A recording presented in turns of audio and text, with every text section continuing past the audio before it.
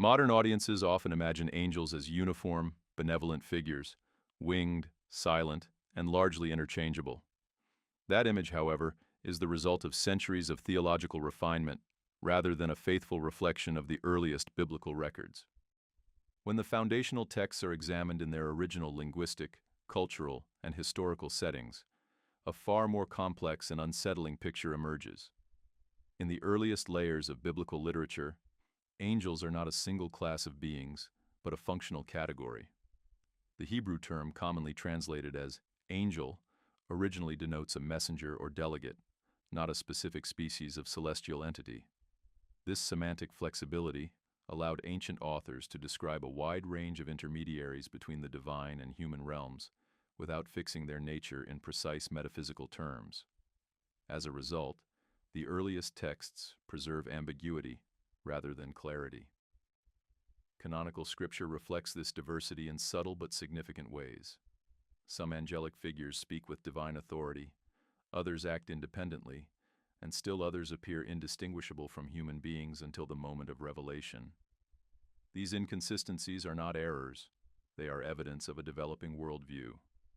The biblical corpus spans centuries, and its angelology evolved alongside changing political realities, foreign influences, and internal theological debates. Later readers often assume that the biblical canon presents a complete and unified account of the heavenly realm. In reality, it preserves only fragments. Certain passages hint at structured celestial councils, delegated powers, and specialized beings whose roles are never fully explained. These hints suggest that the authors assumed their audiences already possessed background knowledge that has since been lost or deliberately de-emphasized. The process of canon formation further shaped what survived. Texts that emphasized clarity, hierarchy, and doctrinal stability were favored, while writings that explored speculative or complex angelic systems were set aside. This was not merely a matter of exclusion, but of reorientation. Over time, the role of angels was narrowed to protect strict monotheism and to prevent confusion between divine authority and its intermediaries. Yet traces of earlier conceptions remain embedded within the canon itself. They appear in unusual titles, unexplained actions, and narrative tensions that resist later harmonization. When these elements are read carefully, without forcing them into later theological frameworks, they reveal a worldview in which the heavenly realm was active, diverse, and sometimes troubling. Understanding this context is essential. The angels, never meant to be known, were not secret in their own time.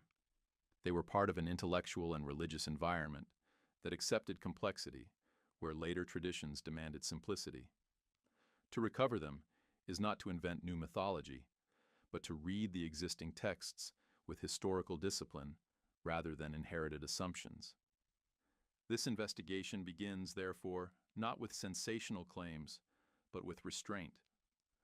By following the evidence preserved in language, literature, and archaeology, it becomes possible to reconstruct an older biblical imagination, one in which angels were numerous, differentiated, and deeply embedded in how ancient communities understood divine action in the world. Within the canonical texts themselves, the diversity of angelic figures becomes visible through careful textual analysis rather than explicit explanation. Biblical authors rarely pause to define what an angel is. Instead, they assume familiarity and focus on function, authority, and outcome. This silence is itself revealing, suggesting that angelic activity was not exotic to ancient audiences, but an expected component of how the divine interacted with the world. Several passages depict heavenly assemblies rather than solitary messengers. These scenes imply structured groupings of celestial beings operating under delegated authority. The language used does not present these beings as symbolic abstractions, but as real participants in decision-making processes that affect nations, rulers, and historical events. The text offers no apology for this complexity, nor does it attempt to reconcile it systematically. Equally significant is the inconsistency in how angels are identified. Some figures are clearly marked as messengers, while others speak in ways indistinguishable from divine speech. In certain narratives, the boundary between God and intermediary appears intentionally blurred. Scholars have long noted that these passages preserve older theological layers in which divine presence and divine agency were not sharply separated. Translation history plays a critical role in how these texts are understood today.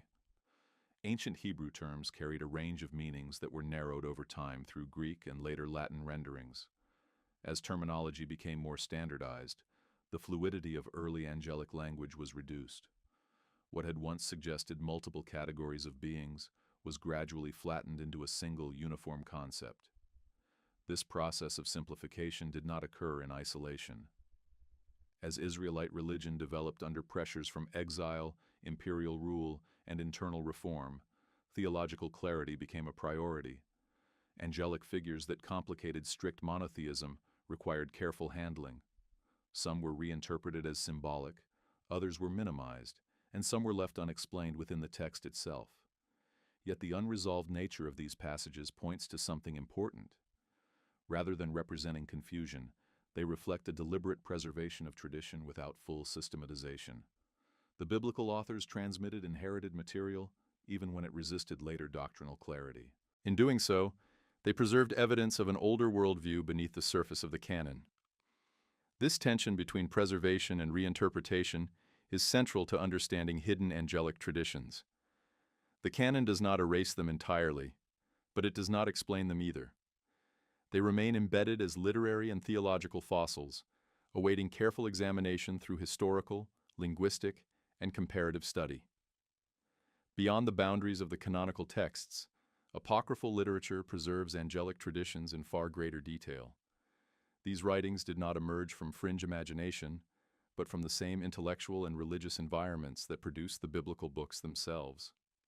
They reflect debates, expansions, and theological explorations that were ultimately deemed unsuitable for canonization. Yet they remain invaluable for understanding what early communities believed possible.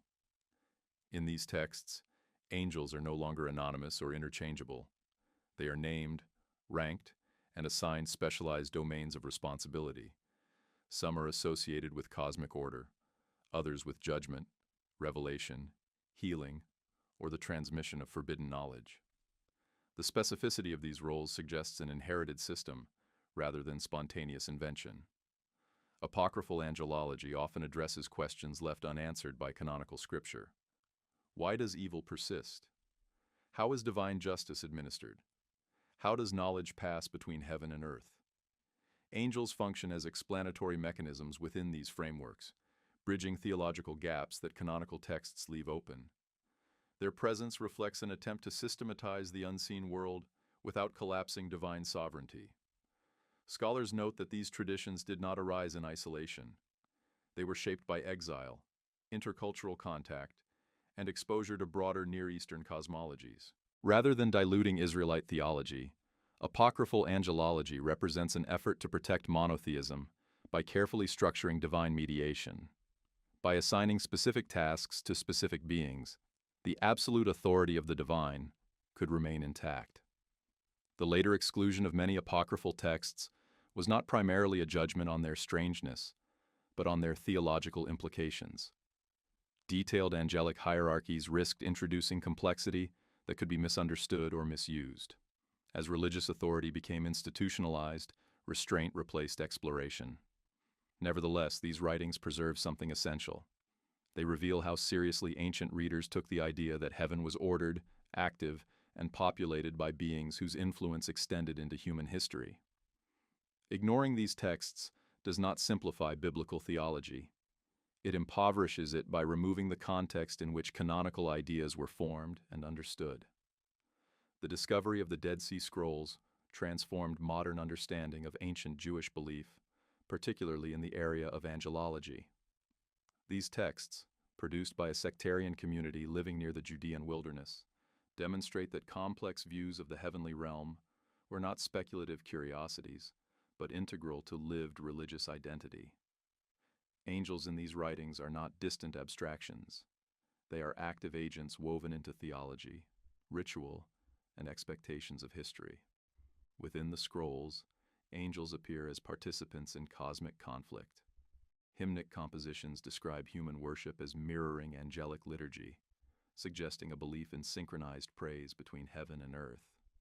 This reflects an assumption that angels occupy structured orders and perform specific roles within a divine economy that includes human participation rather than excluding it. Equally striking are the so-called war texts, which depict angelic forces aligned with earthly communities in an anticipated final struggle. These passages do not treat angels as metaphorical representations of moral ideals, but as real forces operating alongside human actors. The language is precise, militarized, and organizational, indicating an inherited tradition of celestial hierarchy and command. Such texts reveal a worldview in which history unfolds simultaneously on visible and invisible levels. Political oppression, communal suffering, and future hope are interpreted through the interaction of earthly events and angelic intervention. This framework allowed the community to understand itself not as isolated or powerless, but as aligned with a broader cosmic order. The significance of the Dead Sea Scrolls lies not only in their content, but in what they confirm.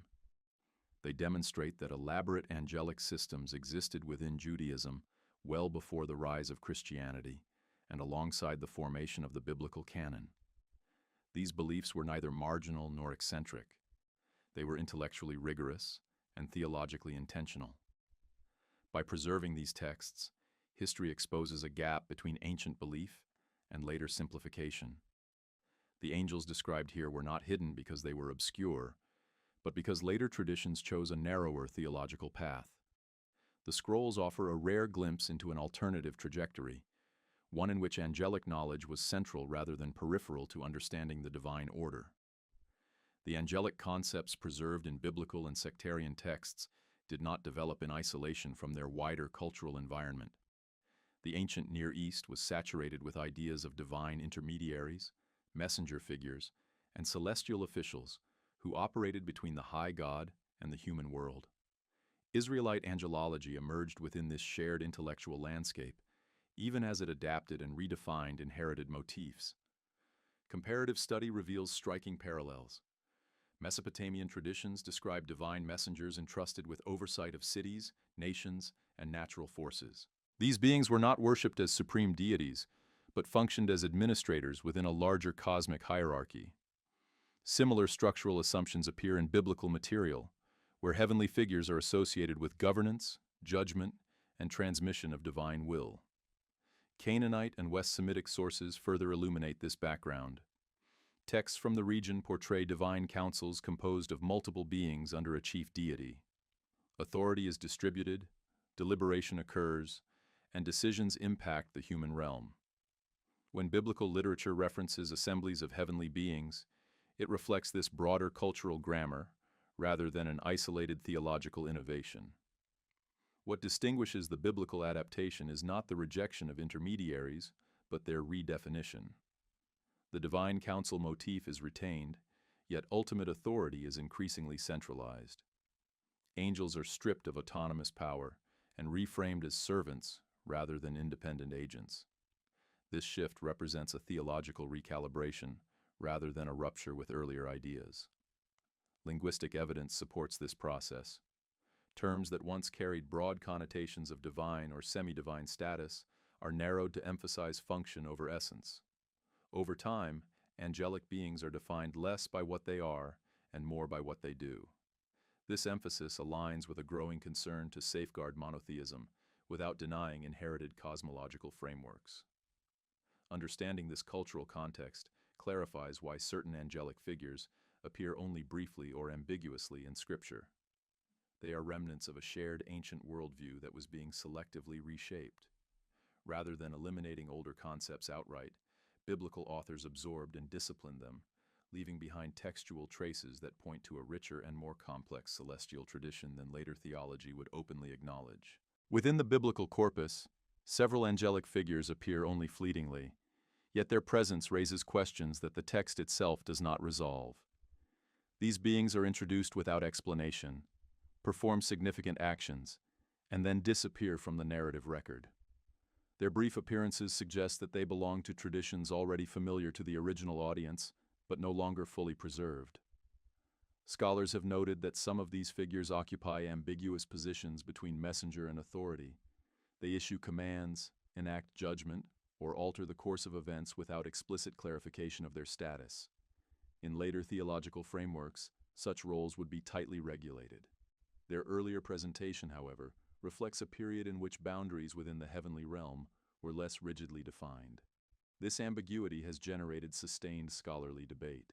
Some argue that these figures represent literary personifications of divine action, while others see them as remnants of older angelic or semi-divine traditions, later absorbed into monotheistic theology. The lack of explanatory commentary within the text itself leaves room for both interpretations, indicating that the authors were transmitting inherited material rather than resolving its implications. The gradual disappearance of these figures from later writings is significant. As religious authority became centralized and doctrinal clarity increasingly valued, unresolved celestial roles posed a risk. Traditions that could blur the distinction between divine sovereignty and delegated power required careful reinterpretation or quiet omission. Yet omission does not equal erasure. The persistence of these figures in the textual record, however brief, preserves evidence of a theological transition. They mark points where earlier cosmological assumptions intersect with later reform. Rather than contradictions, they function as indicators of layered belief. By examining these marginal appearances closely, historians gain insight into what was once taken for granted. These angels were not hidden in their own time. They became hidden through later interpretive restraint. Their presence within Scripture serves as a reminder that the biblical worldview was not static, but negotiated across generations, leaving behind unresolved traces of its earlier complexity. As canonical boundaries narrowed, interpretive traditions emerged to preserve and organize material that could no longer be openly expanded.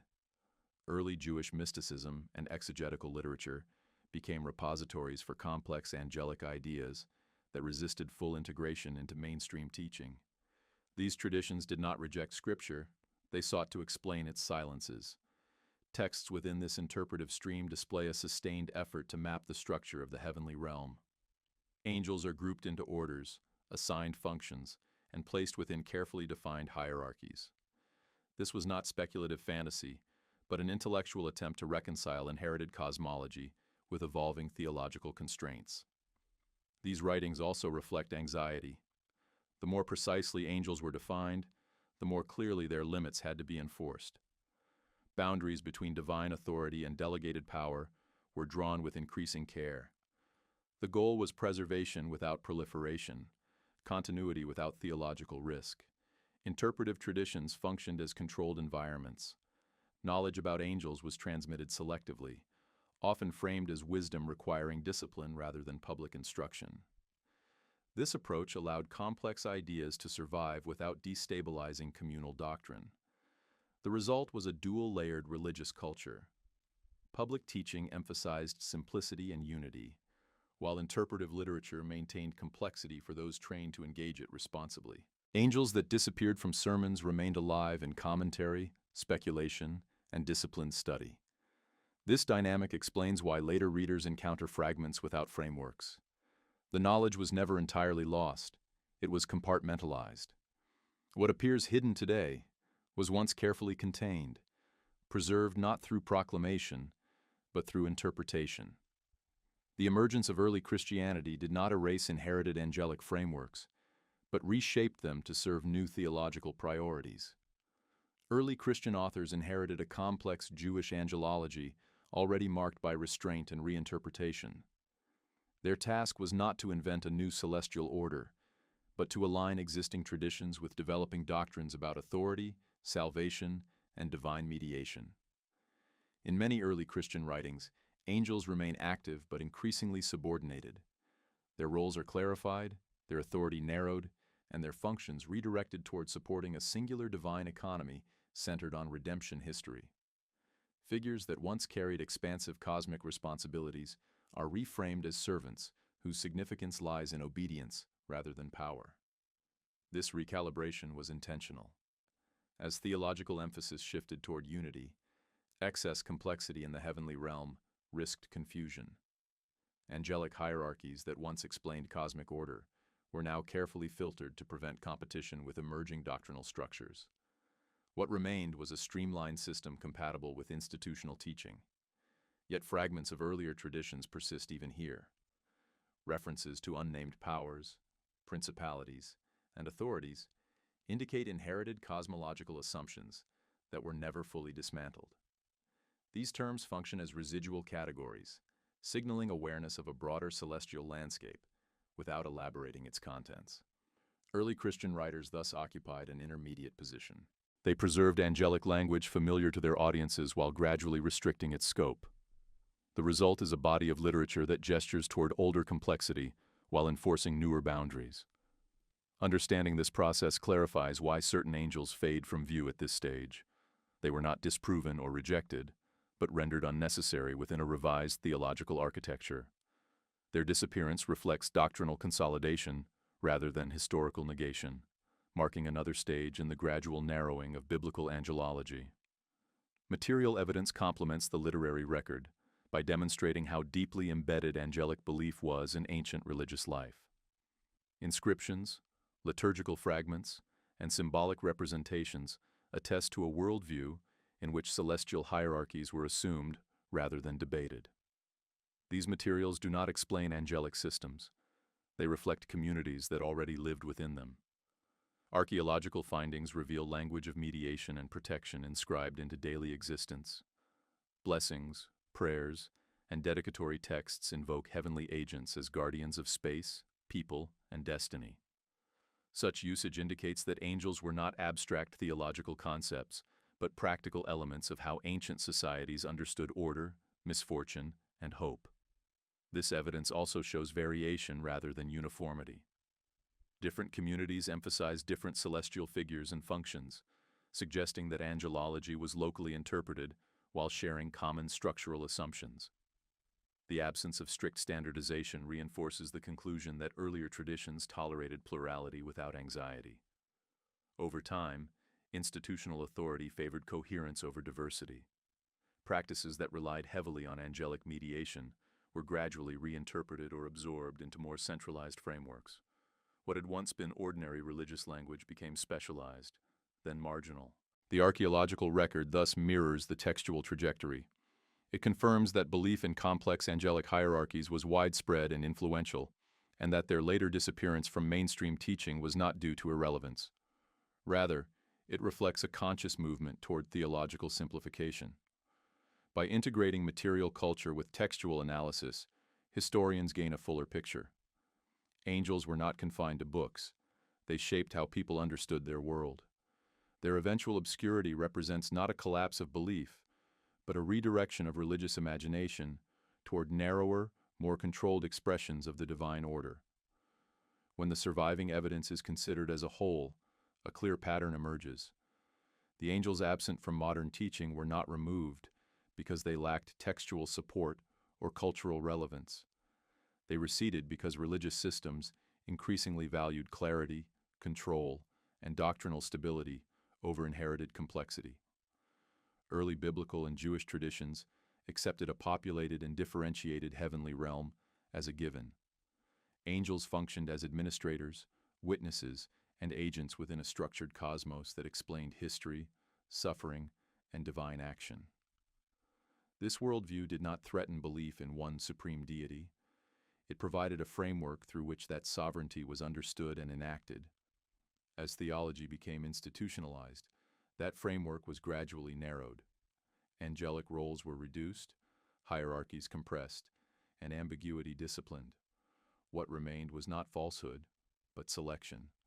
Certain traditions were preserved because they served emerging doctrinal needs, while others were set aside to prevent confusion or misuse. The result is a biblical record that is both revealing and incomplete. It preserves traces of earlier angelic knowledge without offering full explanations, inviting later readers to assume simplicity where complexity once existed. The angels never meant to be known were not erased. They were absorbed into silence. Recovering their presence does not require speculation or sensationalism. It requires disciplined reading, historical context, and respect for the intellectual world of ancient authors.